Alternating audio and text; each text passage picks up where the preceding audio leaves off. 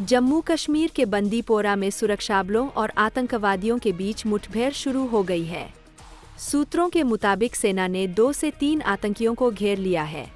दोनों तरफ से गोलीबारी की आवाज़ें आ रही है। सूत्रों से मिली जानकारी के मुताबिक मंगलवार को बांदीपुरा जिले के चूंटपाथनी वन क्षेत्र में आतंकवादियों के छिपे होने की जानकारी मिली, जिसके बाद सुरक्षाबलों ने इलाके की घेराबंदी कर तलाशी अभियान शुरू कर दिया।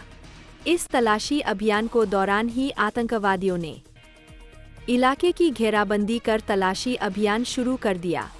इस तलाशी अभियान को दौरान ही आतंकवादियों ने सुरक्षाबलों पर फायरिंग शुरू कर दी, जिसके बाद सेना ने जवाबी कार्रवाई की और एनकाउंटर शुरू हो गया।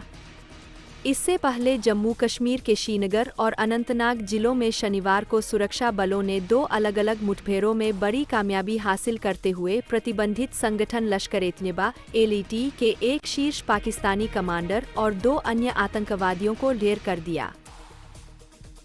National desk report, public TV, Karbi Anglong.